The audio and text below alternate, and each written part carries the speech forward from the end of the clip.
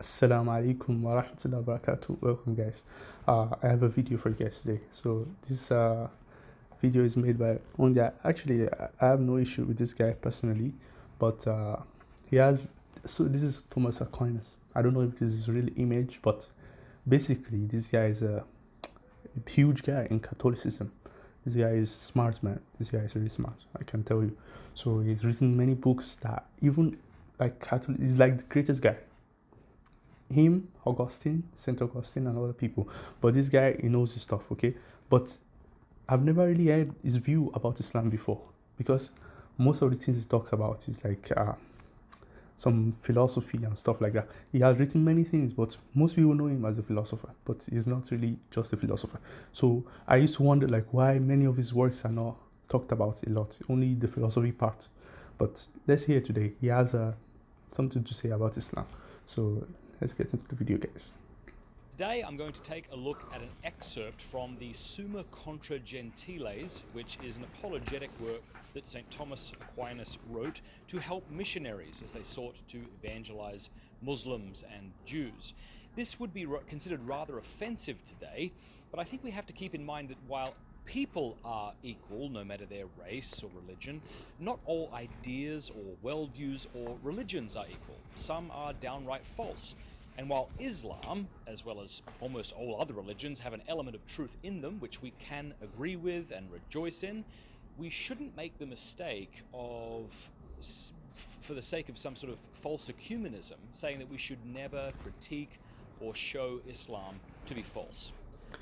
Okay, so what he said there, I have nothing. This okay, we agree. The same can be said about you. That's the whole point. So people listening to this, maybe you're a Christian. It doesn't mean we cannot criticize your religion as well. So your religion is false according from our own perspective too. So it's false, and we should give reasons why it's false. Not just say it's false because we said it's false. So what he said about the element of truth, of course, we also agree like Christianity has elements of truth in it. No one can disagree with this, like being good to your neighbor and all of that. Yeah, but we have some things that are false, outright false, that we need to point out as well. And yeah, let's just continue. We agree on that. It's just from your perspective and from our own perspective. So that's so Today good. we're going to take a look at what Aquinas has to say. So let's see what he has to say about Islam. Why he thinks it's Share wrong. the screen with you. Muhammad seduced the people by promises of carnal pleasure to which the concupiscence of the flesh goads us. His teaching also Okay, guys, let's just finish. Listen to this. precepts that were in conformity with his promises, and he gave free rein to carnal pleasure. In all this, as is not unexpected, he was obeyed by carnal men. As for proofs of the truth of his doctrine, he brought forward only such as could be grasped by the natural ability of anyone with a very modest wisdom. Indeed, the truths that he taught he mingled with many fables and with doctrines of the greatest falsity. Guys, let's just start from the beginning. He said, Muhammad, peace be upon him, seduced the people by promises of carnal pleasure. You know, coming from a father, a church father, you know, you don't know this, maybe you guys don't know this, but sexuality is a big issue in Christianity. If you don't know this, early Christians, especially the Catholics, and even before that, early Christianity, they had issue with sexuality. So when you see them talking about carnal pleasure, they're talking about your desires, your fleshly desires. So your body wants to, like, maybe you like women or something like this, is a big issue. Like you have a weakness because you're not supposed to submit to your desires. You see, they have this issue with carnal pleasure. So he said it promises people of carnal pleasure, to which is flesh goads us. So them, of course, they will reject this. Have you ever wondered why the church fathers, they don't get married? This is part of the issue. They have an issue with marriage, like sexuality. They think is not for the people. And you know, if you even read some of the early Christians, they have this idea about what's it called? About humans becoming divine. So after the resurrection and all of that, we are going to become gods or divine in some way, such that we will not be able to do anything anymore. We'll just be so pure and clean. You see, they have this idea So when they see like Islam, and you see, this is where I just wonder where this criticism comes from. So it's coming from these people. This idea that, for example, the Muslims, we believe in Jannah. We're going to have wives, we're going to have partners, and there's nothing wrong with in sexuality. What is wrong? Why do they always demonize sexuality? I'm telling you, and you can see the implication on the people that go into this kind of seclusion, and they try to abstain from sex. Eventually, they go and start having sex with, doing homosexuality or having sex with children, because they cannot stop. They are just punishing themselves unnecessarily. And even in the Quran, Allah talks about this. Like, see, we are just punishing yourself. Why don't you do what you're made for? You're made for this. Get married. One is not enough, get two. Two is not enough, get three if you have the capacity. If you have the capacity, there's condition there. There's more to that. But the point is, in Islam, you are free to have this. Why did God give you this body? Why did God make you like this? In fact, why did God make a woman and a man? Is it not so that they can unite and make more children? What is so wrong with sexuality? But they have issue with it. So this first line, now I can see why maybe some of his other works are not popular, because this is just basic. It's not like Aquinas. Aquinas is one guy, smart guy. This one is like weak nonsense argument actually. So he said, gave them free reign to carnal pleasure. What carnal pleasure, man? It just gave them free reign to their body to enjoy themselves. Why not? Legally. What is wrong with that, guys? He did not bring forth any signs produced in a supernatural way, which alone fittingly gives witness to divine inspiration.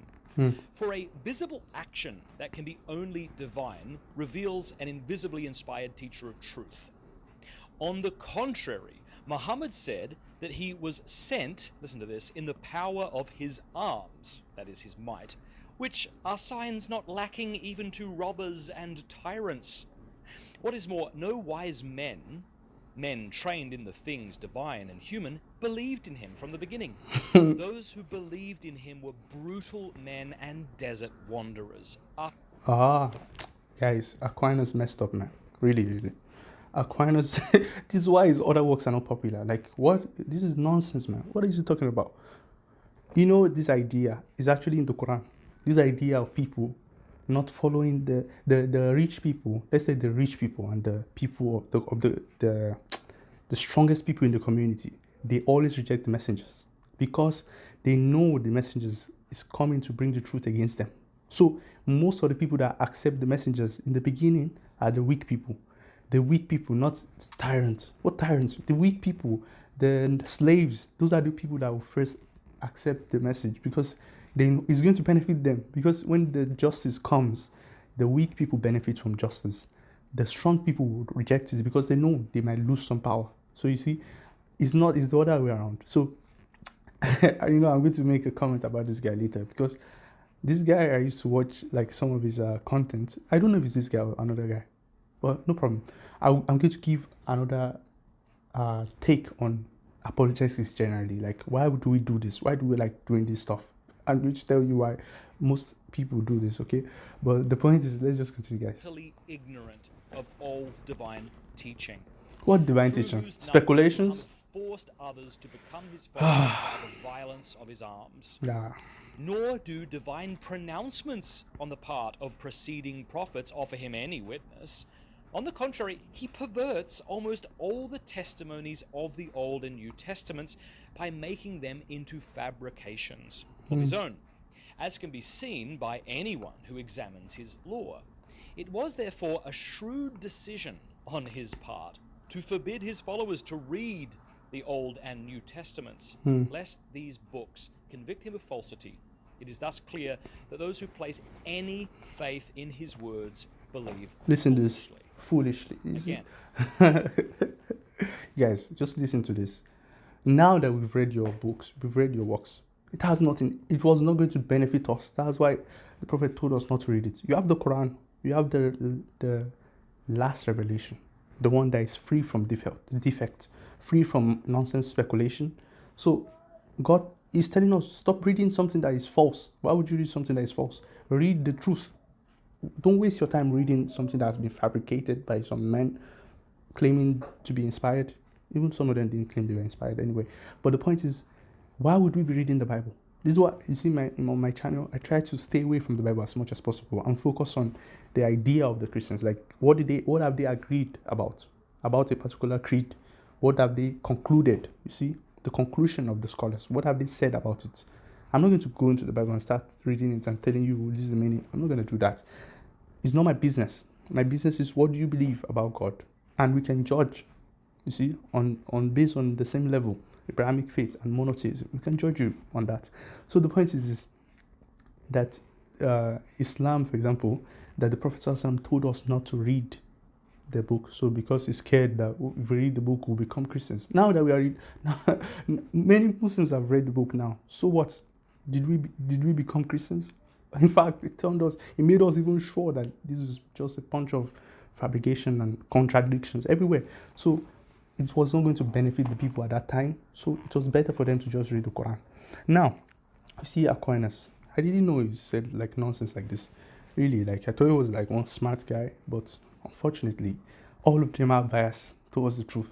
This is a fact. It didn't just start now. Like if you see some funny apologist guy coming out and saying nonsense about Islam, remember, it's not just started today. It has started a long time ago. People like Aquinas, they couldn't handle the truth. They were just busy in their speculation. This guy wrote books on speculation, basically, philosophical speculation.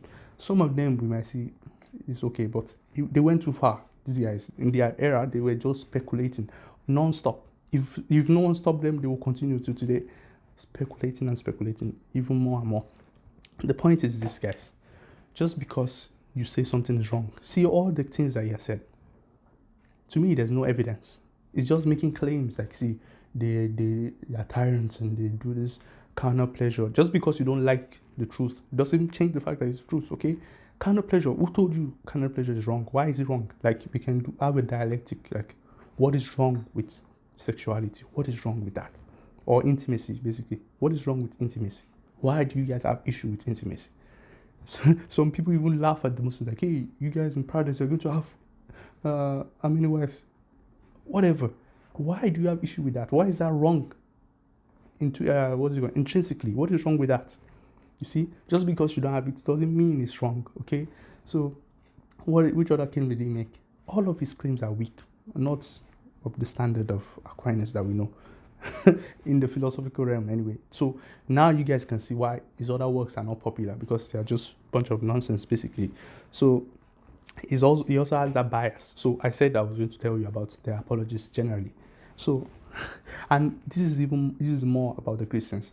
I'm telling you, I don't see Muslims do this like too much, because you see we still have a level of respect for Isa ibn Maryam and all the messengers. We have to respect them. Not even a level of respect.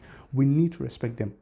So there's a limit to what we can say about them. Okay, there's a limit to how we can even try to criticize some of the claims, because we are careful of what we might say. Might insult the messenger, because we know the messenger didn't say this. So while we are like criticizing them, you might go and say something against the messenger which he didn't say. You see, that's why we are much more nicer with our criticism. We focus on the gospel writers. We focus on the church fathers. We focus on the Christians, not the messenger. You see, that's one thing about the Muslims. So, and the Christians, they don't have leash. They don't have this leash of control. Like, and just like they see. Have you seen the Jews, the way they treat the Christians? The Jews think you're just a bunch of nonsense. Like, you're just saying nonsense. So they don't believe in Messiah. What Messiah? They don't believe in Jesus. They don't believe they can insult him for no reason. Like, they don't care about all of that. And likewise, you guys now, you are doing it to the Muslims too. So if the Jews do it to you, don't be surprised, okay? Because they don't care about this. You guys, you cannot insult Moses, for example. But maybe you guys have issues with the messengers also having like many wives, like people like David, Solomon. They had like many wives. Maybe the fathers, they have no wives, so they would think these guys are something wrong with them or something. Guys, come on. Let's criticize each other on things that are sensible, not just making claims. You see, just making claims, they did this, they did that. What evidence do you have that all the people, they were tyrants and all of that? What? It's contrary to the opinion. And anyone that is educated enough, and I'm surprised Aquinas, It got to him. You see, let me tell you something. Yeah, this is what I was going to say. The fear of the people that believe in God, let me tell you their fear. And if you read Nietzsche, I'm going to pick another video about what Nietzsche said about generally people and their beliefs. When you have a belief, you don't want to believe that it's wrong. See, imagine you think your belief is wrong. You find out it's wrong. What would you do? Your whole life has been built on that. So when you realize that it's wrong, you cannot handle the consequences. So Nietzsche was saying that the theist people, like Christians, because he was in Europe at that time, said they cannot handle this truth. So they are scared. And they should be, by the way. I'm not saying but they are scared of accepting that it's wrong. Because when you accept that it's wrong, now what? You'll be vulnerable. You don't know what you can do, because the meaning you have derived for life was from that. So the moment you lose it, you feel like vulnerable and empty. So that is why people do this. So what do the apologists do? These guys are the guys, even some Muslims, by the way. I'm making it like on a fair, on a neutral note. Everyone is doing something like, let me say something so that my confidence will increase in what I believe in. Yes. So the more I say something against the other religion, I'll feel a sense of, what I'm saying is right. They are losing confidence, because if they have more confidence than you in what they believe in, you feel like maybe they are right, So you want to smear their confidence, like, see, you guys are this. And this is why you see those apologists, they can go to any length to do anything against Islam. They don't really teach you anything about Christianity. They just attack Islam. You see, they don't teach you nothing about Islam, okay? So, and the Muslims, some of them too, they do this. But majority is the Christians. I'm telling you, majority. Because they have no leash to control them to say nonsense about Islam. But we Muslims, we cannot just say nonsense, because we believe in like many things about Christianity. Like, we have the same messenger. We cannot just insult the messenger. They can insult our own messenger, you see, because they might not accept him to be a messenger. Just like the Jews, they don't accept Jesus as a Messiah. So they can say whatever they like about him. So this is just to show, like, see, even the people that look smart, like Aquinas, they also have this bias to the truth. They cannot even make like reasonable claims. They're just making so-called, because I said Christian. Imagine I write a book and I said this, like, see, Christianity, I'm not going to say Jesus. Christianity is false. Because why? Because they don't let people have their desires, because their God-given ability to have intimacy, they are trying to stop it. They're trying to stop God's plan for the people, or make many claims about Christianity, like these people, they kicked out many people that were saying the truth, like the Arians and all of that, and just making nonsense claims. See, it doesn't change the fact that something is true or not. Just because you don't like it, it doesn't mean it's false. So guys, I just wanted to show you guys this video. So assalamu alaikum wa rahmatullahi wa barakatuh.